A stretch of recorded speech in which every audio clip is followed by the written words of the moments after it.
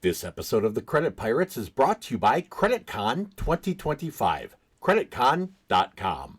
A young pirate named Lily had set her sights on a new treasure. She had the gold for the monthly rent, a solid job, and a dream of independence. But when the landlord checked her credit, she hit rough waters. She had no credit history. Without proof she was trustworthy, she was set adrift. If only Lily had known how to build credit from scratch. That's why today we're charting a course for success and uncovering the secrets to build a credit score that will open doors for your financial future.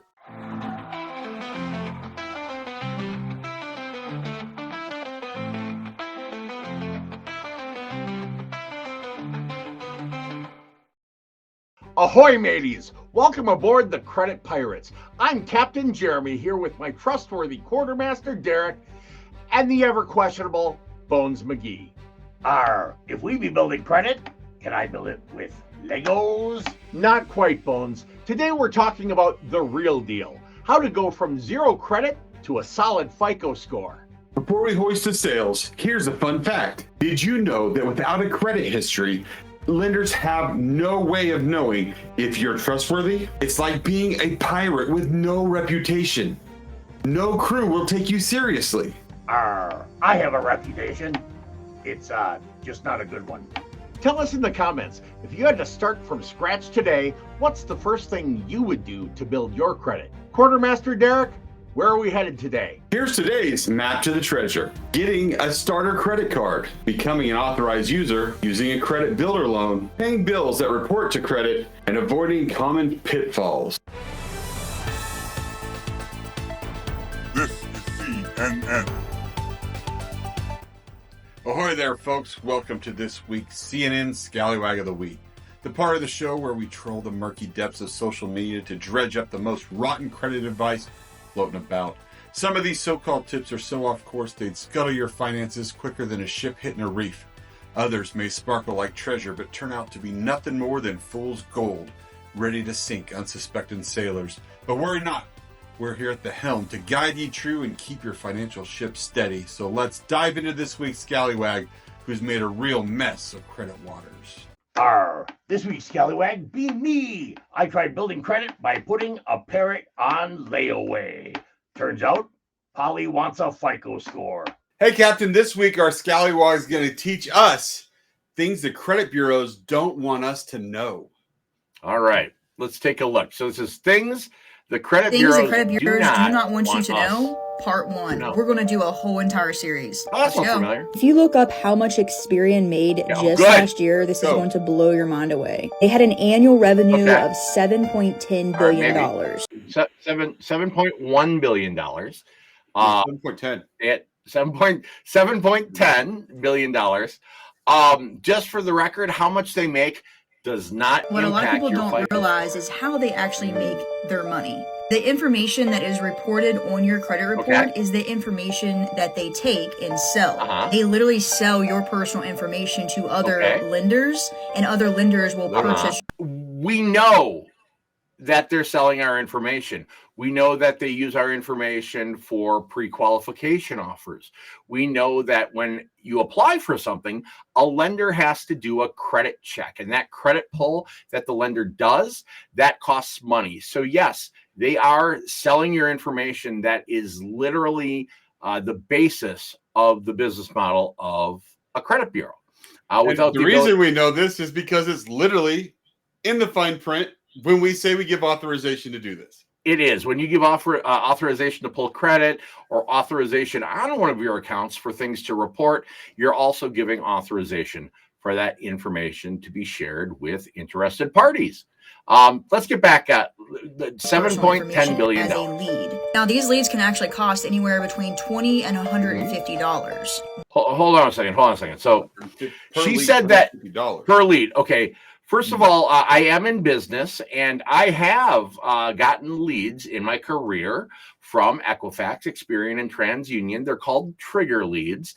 And what these leads are information of just general groups of people that fit into certain buckets. They're very vague, but I know that John Smith might be in the market for a car, and their credit profile is roughly this. So I'll send John Smith a pre-approval notice or a pre-qualification notice to apply for a vehicle that I feel that financing might fit John Smith pretty well. So yeah, it's Captain, wait a minute. You paid $150 per. I'm way underpaid. If you have money to spend $150 per lead, man, the going rate, the going rate was about 1,000 leads for $150. But let's get back. I'm doing all right then. All right. 7. This is why whenever you go and apply for a car loan or a home loan, you start getting all these offers in the mail. It is literally because they took your information and sold it over and over again. Okay. They don't sell it over and over again. They actually pre-sell it. The reason you're getting those offers when you apply for something, again, that's called a trigger lead. It is an indicator that you're in the market. For example, if you apply for a mortgage, that you're in the market for mortgages. And so competing mortgage companies may send you marketing information. I'll tell you, if you're in the market for a car and you start getting the pre-qualification offers, I got a pre-qualification offer on my last car. I had been offered 4% interest at the dealership. I was going to take it, and I opened up my mail 2 days later, and I had a 0% interest offer directly from the manufacturer. So because of that trigger lead, I saved 100% of the interest that I would have paid on that car. So I see this as a net positive. The last time I looked, that's actually identity theft. So let's dive a little bit deeper into this. If you Google, the last time she looked, where is she looking? I don't know. So wait, we'll just go back to this just a second. So the last time she looked, the authorized information that you had authorized to have shared is actually identity theft. And the fact that people are taking your information to make you offers, not other people offers, but to make you offers, that's the theft of identity. She's going to look up identity theft and tell us what it means. And I'm sure it'll track. It's actually identity theft. So let's dive a little bit deeper into this. If you Google identity theft in Cornell Law School and click on the link right here, identity theft means that a fraud was committed using the identifying information of another person. Okay. So her complaint is that they are using your information to have offers made to you, and that's fraud. And then she defines what fraud is, which is using someone else's information. Totally not any part of this scenario. She's just defining it just to let you know what the definition is, even though it doesn't apply at all. So she said it was fraud and then went to Cornell Law School to prove the fact that it is not fraud because it's not somebody else's information that's being used to make you offers. It's yours. Okay, so and you get permission to use your own information. Correct. Okay, so she's already negated the entire video. But along with identity theft, I'm sure you can also look into what the word infringement means. Infringement is a violation, a breach, or an unauthorized act. Never once have I given the credit bureaus my authorization to sell my personal information. Yes, you know what you can't have without the word unauthorized? If you don't have authorized, you can't have unauthorized. So she's just connecting those two dots because you authorized it, so that's part of unauthorized. Well, I true. Totally see what she's trying to get I see what you're saying. I mean, intelligent is in the word unintelligent. Yeah. But she's wrong. So the small print when you are filling out for credit, you're getting granted credit. The small print does things like says they can be reported. And then things like the Fair Credit Reporting Act, the FCRA, that's federal law. It gives specific guidelines on how the data that's collected and housed at Equifax, Experian, and TransUnion, the credit bureaus, how it can be given out. For example, they cannot give out or sell your social security number. They cannot give out or sell your date of birth. The things they can sell are readily publicly available pieces of information like your name, your address, and even your telephone number. Hey, Captain? Yes. What about your mom's maiden name? Leave my mother out of this. My mother is a saint. For billions of dollars. Comment part 2 in the Ma'am, they are not selling your information for billions of dollars. There's nothing at all in your information from the, I'm assuming, 19 years you've been on this earth. That is, quite frankly, don't take this the wrong way, worth $1 billion. So you're telling me that a $1 billion company is more than likely operating legally, and she doesn't understand that? Odds are very good that they're operating legally, or based on her math, they've sold the information of 7.10 people, because apparently they're selling hers for $1 billion. But remember, you can't have illegal without legal. And you can't have unintelligent without intelligence. Well, I don't know why you do this to me every single week, but this is further reason that TikTok may not be the finest source of online credit information or credit education. In fact, if you're thinking of listening to anyone when it comes to good, compliant credit education, as always, we insist that you definitely listen to people who are dressed as pirates. Always good advice. Imagine this. You apply for an apartment, but because you have no credit, the landlord won't accept you. Suddenly, you're left without a place to drop anchor. Now imagine the opposite. You work hard building a well-rounded credit profile, paying all of your bills on time, and when the landlord takes a look, they confidently hand you the keys to your new apartment. That's the power of building credit early. It makes sure you're ready for life's biggest adventures. Raise your hooks if you wish they would have taught you about credit in high school. Here are the 5 ways to build credit from scratch. Get a starter credit card. A secured or student card is a great place to start. Become an authorized user. A trusted friend or family member can help. Use a credit builder loan. These loans help you establish a payment history. Pay bills that report to credit. Phone bills, rent, and utilities can help. And avoid common pitfalls. Don't go opening too many accounts at once. So, Quartermaster Derek, how do you build credit from scratch? Man, in order to have credit, you've got to use credit. And so we've got to start by getting credit accounts. Now, if you don't have a credit score, more than likely you're going to have to get a secured card. What secured cards do you recommend, Captain? There are a few different secured cards out there. One that is very easy to qualify because they do not do a credit pull is called Open Sky. Now, if you're not familiar with what a secured credit card is, that's where you essentially go to the bank and say, hi, I'd like a $200 limit secured credit card. And they go, great, give me $200. So you give them $200 and they put that into a bank account that you do not get to touch.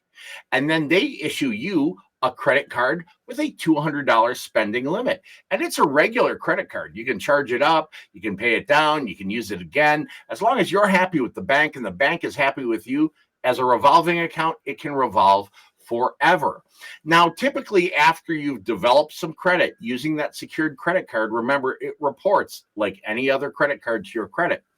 After you've developed some history, after you've developed a reputation of the ability and willingness to pay on time in a timely fashion on that card, oftentimes the card company with your secured card will actually refund you your security deposit. And oftentimes they will actually increase your available credit. And now it becomes an unsecured credit card, so a regular old credit card. But if you charge it up and you never pay them again, the bank gets paid back by that security deposit that you've got in the savings account.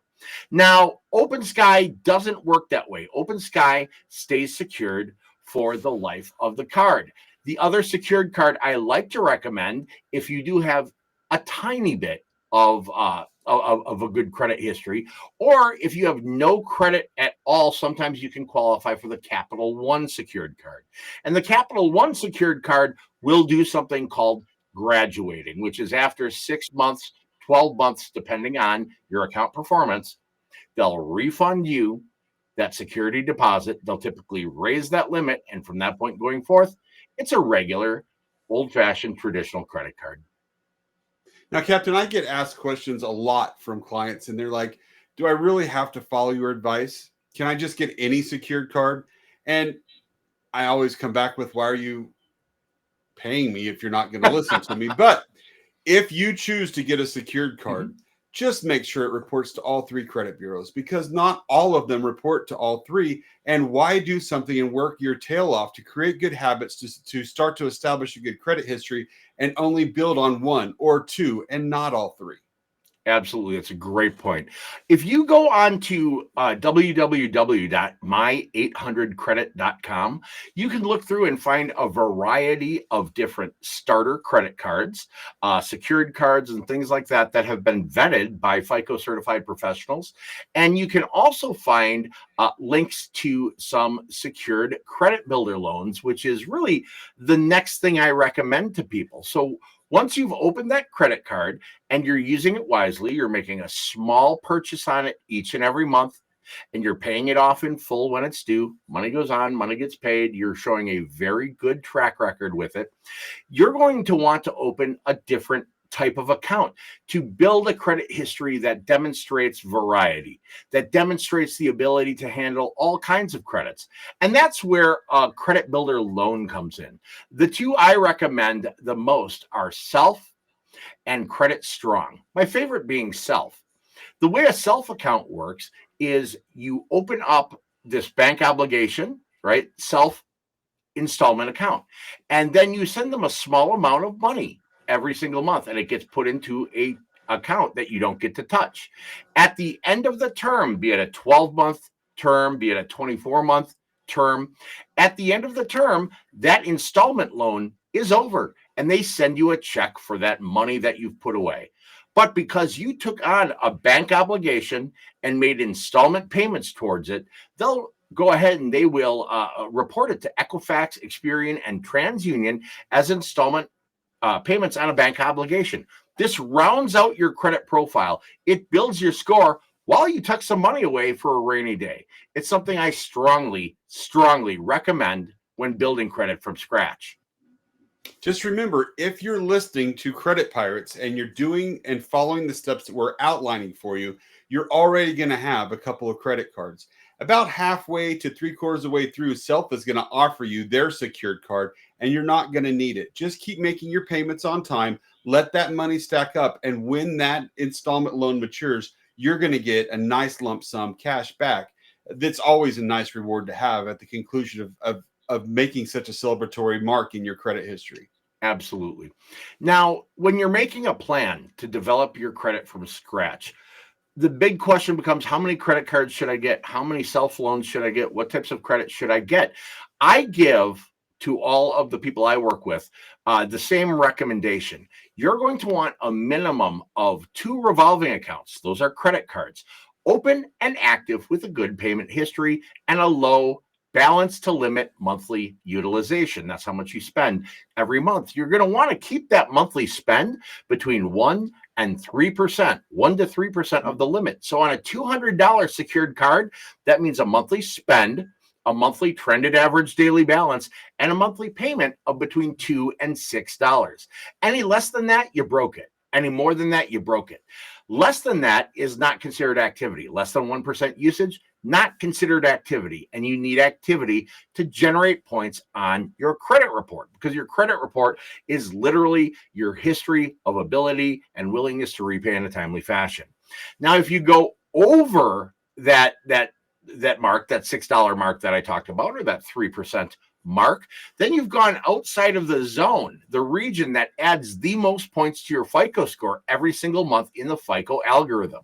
So it becomes something very simple to do. Take something you pay for every month, Netflix, Hulu, Disney Plus. You go ahead and you put that, set it up so that it's being paid by the card when it's due. Let's say your Disney Plus is $6 because you've got the one with commercials, right? So that goes on the credit card. Disney Plus charges to it. Bam, that's activity. You get points for activity. How many points? You're going to get the max because it's 1 to 3%. Then set your checking up to automatically pay the card on the due date. You don't have to get fancy. You don't have to get complicated trying to play some tricks about when you pay it. You don't have to pay it multiple times a month because that does not help, particularly in the latest versions of the FICO algorithm, the math formula that makes your FICO score. Just simply set it up to pay Disney, When Disney's due, set up your checking to pay that credit card. When the credit card's due, then sit back, watch The Mandalorian, and let that credit machine add points to your score every month.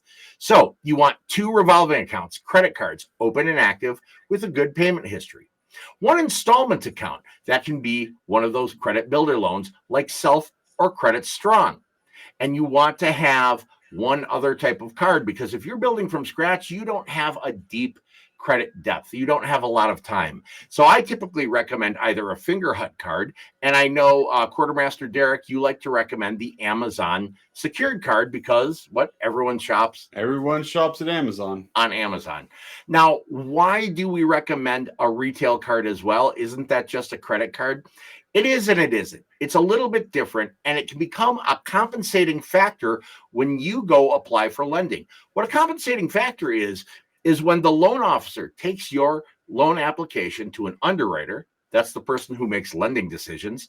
And the underwriter goes, well, this person doesn't have, the 2 years of credit history we look for.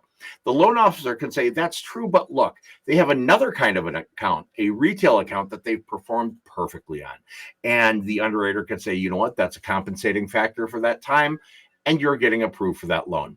So why do I say 2 revolving, 1 installment, and 1 retail? Because for Fannie Mae, Freddie Mac, FHA mortgages, and most mortgage types, more people that I talk to than not have mortgage or a home ownership as one of their goals. So for all of those mortgage underwriting types, they have a minimum trade line or minimum account requirement.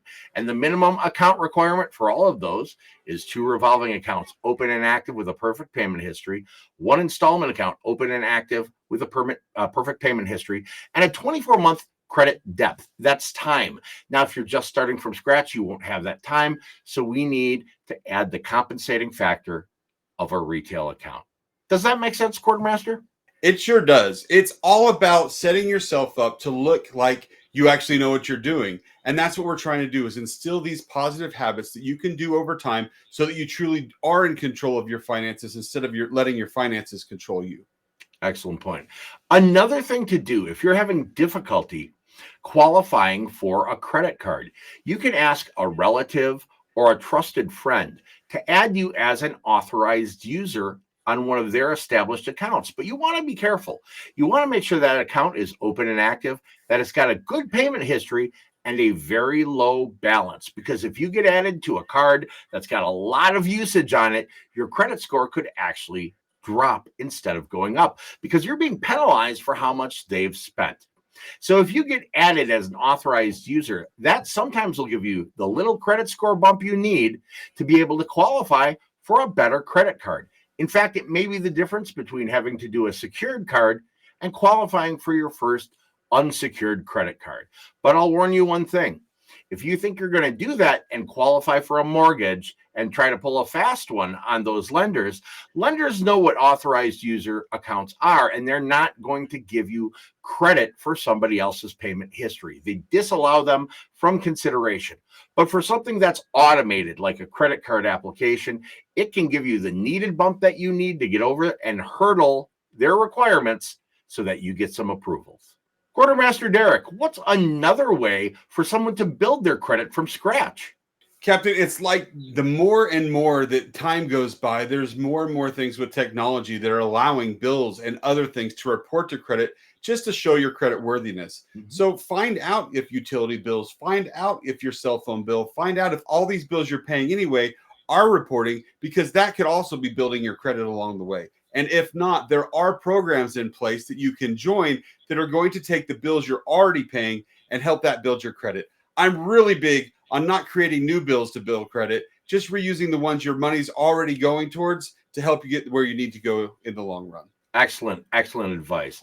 And then really the last big piece of advice when building from scratch is you want to avoid common pitfalls. The main one being, don't go running out and opening too many accounts all at once. It looks like risky behavior. Those inquiries will negatively impact your credit score. Any time that you've established will be wiped back down by adding all kinds of new accounts. And to a lender, it just looks dangerous. And one little tip just to throw in there that I always like to tell people is, sometimes life happens. So go ahead and log on to your credit card account and set up an auto payment for at least the minimum payment on the due date. That way, if you forget, if something happens within the family, you're at least not going to have a late payment. You're going to make the minimum, and then you can go back in and make another payment later in the month if you need to go ahead and pay it back down to a zero balance. That's fantastic advice. Let us know in the comments below, what steps have you taken to build your credit? Our bad advice cat says, use your pet's name as a cosigner, because nothing screams financial responsibility like making Mr. Whiskers accountable for your debt. Hey, Captain, we've got a crew member of the day, Susan Nelson, and she asks, what is the first step that you need to take if you want to build your credit? Great question, Susan. The first step that you want to take when you build your credit is to put together a plan. Use your goals, figure out what it'll take to get there, and make your plans accordingly.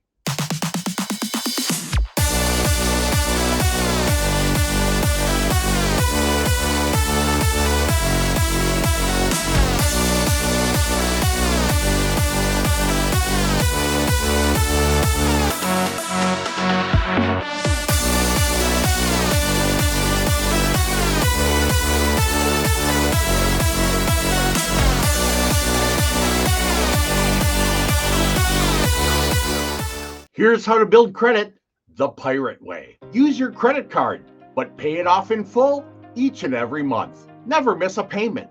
It takes 24 on-time payments to make up for just one late payment. And start small, building your credit over time. Start small, but I wanted to buy a pirate ship. Here be your key takeaways. Start with a small credit card. Use credit responsibly. Pay every time, on time. Patience is the key to building credit. And remember, crew, a good credit score doesn't happen overnight. It's earned through patience, discipline, and the wisdom of a seasoned pirate. Now, before we sail away, don't forget to join the crew. Hit that like button, subscribe to the channel, that always makes Bones happy, and share the bounty with other potential crew members. And check out the Credit Pirates podcast on Spotify. And if you'd like to support the show, become a member on Patreon or just send doubloons. And until next time, check your credit report, pay your debts, and don't let anyone touch your booty. Gather round me hearties, let's talk about credit with a clever guide, a board you'll never regret it. From scores that be sinking to debts that run high, we'll chart a course together, just give it a try. Yo ho, let your credit score soar. With laughter and wisdom, you'll learn so much more. Trim those bad habits, raise your sails to the sky. With Jeremy as captain, we'll watch your scores fly.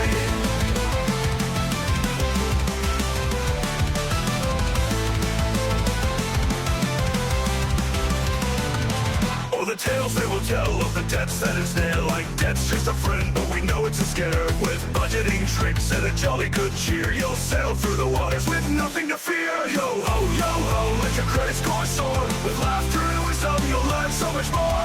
Trim those bad habits, raise your sails to the sky. With Jeremy as captain, we'll watch your scores fly. The tales they will tell of the debts that is there. Like debt's just a friend, but we know it's a scare. With budgeting tricks and a jolly good cheer, you'll sail through the waters with nothing to fear. Yo ho, let your credit score soar. With laughter and wisdom, you'll learn so much more. Trim those bad habits, raise your sails to the sky. With Jeremy as captain, we'll watch your scores fly. We'll watch your scores fly. So if you feel lost in the credit abyss, join in for some laughs, it's a financial bliss. With a wink and a grin, we'll navigate right. Together we'll conquer from morning till night. Yo ho, let your credit score soar. With laughter and wisdom, you'll learn so much more. Trim those bad habits, raise your sails to the sky. With Jeremy as captain, we'll watch your scores fly. So thanks for joining in, we'll see you next week with more jolly tales and the tips that you seek. Remember, good mates, it's all in good fun. With the crew by your side, your journey's just begun.